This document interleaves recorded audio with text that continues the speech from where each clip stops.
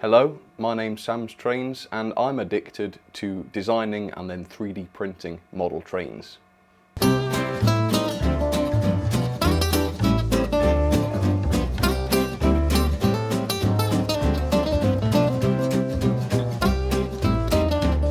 Seriously, it is my favourite thing to do now. In fact, it's running now, it's printing something. So I have, for the last 2 months probably, been designing and printing and just having so much fun with the 3D printer. And so today I thought I would show you some of the progress, some of the stuff I've designed, and let you guys actually see what's been cracking off. So, this is the pointless part. I've got 2 boxes full of produce, if you will. Now there's no reason why they're in boxes, I literally just put them in boxes so that I could take them out again, but yeah, I want the full product unboxing experience today. So we're going to see what these things are like, even though obviously I know already, but inside these 2 boxes are things that I'm very, very excited about. They're things that I'm starting to become quite proud of because, I don't know, even if they're not the greatest, in the sense that basically every other manufacturer does a far better job, and of course they do because they don't use 3D printers, they still took me a lot of time and I still got a lot of pleasure out of creating them. So come with me, I'm going to show you what's inside the 2 boxes. Hopefully you'll enjoy seeing them. Alright, here we go. So a few people have asked me why don't I put my wagon files up on the internet for folks to download and try themselves. Well, the reason is because I'm actually producing some of these for my members to buy. Now clearly I am not a fool, I understand that my products, it's so stupid calling them products, but yeah, obviously they're not anywhere close to the standard of professionally manufactured stuff, and I certainly had no intention of selling them or anything, but the demand was there. I had lots of people asking me to do this. Obviously 3D printing is really slow and time consuming, so I can't do loads, so I just thought I'll make them available to members. Those that want them can have them if they want to, and as long as people understand that they're buying a homemade 3D printed wagon, then that should be okay. So yeah, if you want to get your hands on some of my wagons, you can do it. If you're an engineer or above on my membership, you can join in the description, by the way. I am making 1 different wagon a month available for £10. It is what it is for a tenner. If you want to own something that's being created right here in the loft by me, then that's how you can get hold of them. And here is what I have. Now there are 2 boxes here, so let's crack on and I will show you what's in the first one. Look at this. Go on, this was a bit of vanity. Yes, I did want to open one of my own boxes on camera. Anyway, here we go. So these are what I call my chassis A wagons. So this is everything that I created for my first ever wagon chassis. So let me show you the first one. Some of these you've seen already, but this is literally just everything I have produced. So this was the first wagon I designed on the first chassis. You've seen me design this one, so if you want to know how I did it, I will put a link up in the top corner for you. But yeah, that's just a sort of generic 3-plank wagon. Then we have this. Now this is one that I'm very, very proud of. So this is, again, this is just one that I dreamt up. It's not really based on anything in real life, but it is a towed Brakevan, complete with separately fitted handrails, as you can see. And if you're interested, I will show you the various CADs and such for these. So there is the Brakevan. This one does have a couple of interesting features though, because if I pull off the roof, you can see that we do have the brake lever on the inside, which is separately fitted, and there is some interior. There's a little stove and some seats and like a cabinet to put stuff in. Again, completely made up, but I just thought, you know, it'd be fun to make an interior since I have the power to do that. And of course the roof is a nice fit. It took a bit of, yeah, it was a bit of a design challenge to get that roof to fit properly, but it does, so that's pretty awesome. And then we have another one that you've seen already. Let me show you this. So this is the SDJR box van. Again, this is one that I've showed quite extensively already, but again, this was my first ever box van, so it's worth showing that, I reckon. So there's that. The next one I think I have also showed briefly, but this is my tanker, and this one has the separately fitted cables on the side, as you can see. And I've also painted the supports on the end, and here's the CAD for that if you're interested. So that's what it looks like in software before it's been printed. And of course all of these are for the same chassis, although there is a development on that to show you in the next box. And then of course there is this that you have seen before. This is my world's smallest passenger coach, in inverted commas. But there is a bit of an update on this because I wasn't too satisfied with the original roof that I showed in the video I made. So as you can see, this one has a better roof that continues the pattern of the end of the body. So it looks a little bit more realistic. And if you didn't see that video, I will rip off the roof because you can see it's got all the seats inside it as well. So I was really, really proud of that. Again, I think most of the Chassis A stuff is just entirely made up, with the exception of the SDJR wagon, which is very loosely based on a real wagon. But yeah, these are basically all made up, if you like. So that is box A, but I have a box B here, and this is stuff that I don't believe I have actually showed properly on camera before.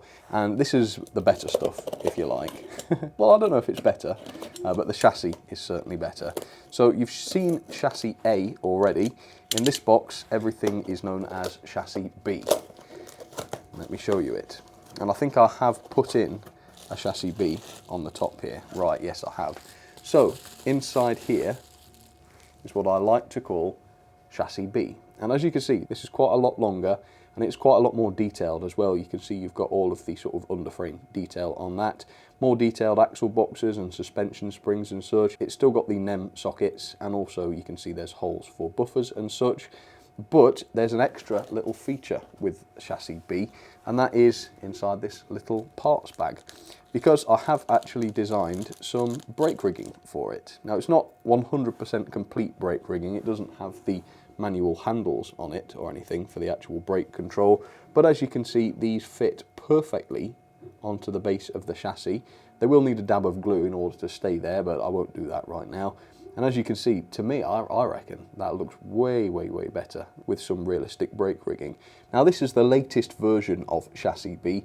There were earlier versions that were not as good as this, and you'll see those on some of the models I've got inside here. But yeah, from now on, everything I create for Chassis B will be on this latest version with the separately fitted underframe.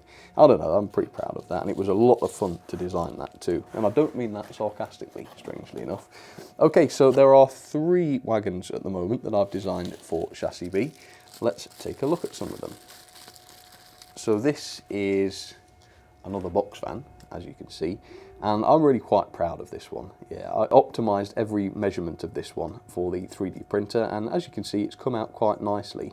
So I did actually base this one, loosely speaking, on a real wagon. I believe it was an LSWR van. So if you Google search LSWR van, you might find a wagon that looks a little bit like this. And as you can see, this does have the earlier version of Chassis B on it. So the framework on the underside is just sort of moulded, if you want to call it moulded, even though it's obviously not.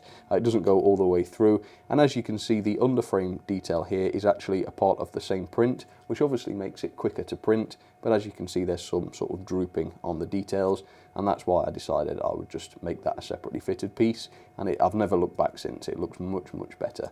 Then there is this. I'm very proud of this. This is quite complex.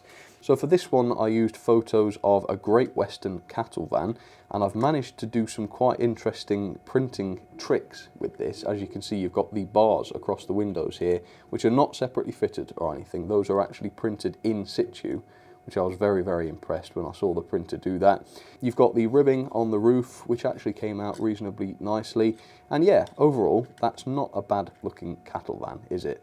And at this point, I was starting to sort of experiment with what the printer was capable of. So I think my next version of this cattle van will be a little bit different. I've got some small changes to make, but overall, I think it's reasonably presentable, isn't it? And I've also bought some higher quality PLA, which hopefully won't have so much sort of stringing on it and such. We shall see, we shall see. These are still a work in progress. And then there's one more wagon to show you, which I think I did actually briefly show, but not up close. And that is this. So this is the SECR 7-plank wagon, and I designed and printed this thing literally a week before Rapido announced their proper one that they're doing in 00 gauge.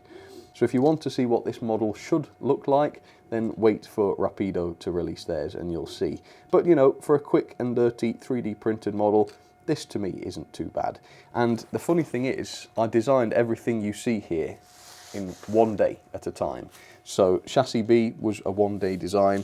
All of the bodies here were designed in one day, and in some cases printed within that one day as well. So these are not, you know, big projects. They're nothing like the wagons you usually buy that, you know, have months and months spent on research and stuff. They're just very much thrown together just for fun. But, you know, lying out here, you can just imagine these painted up, looking half decent, I reckon. You could hide a lot of the imperfections, at least, with a good paint job. Anyway, I suppose the thing people will be interested in is whether or not these work properly. So I'm going to do the usual performance testing. I'm going to show you them rolling down Gordon's Hill. We'll actually see, warts and all, how they perform. Some of the early ones have earlier coupling designs, and I think I've mentioned in an earlier video that the couplings flap around quite a lot on them. Well, I don't want to just throw away the old couplings, so the older wagons do have that sort of generation of coupling on them. But then you've got the later ones that I've modified slightly, and as you can see, these coupling hooks don't actually flex past the end of the coupling here. So these are the couplings that I'll be using from now on. Right, let's get them onto the track, let's see how they work.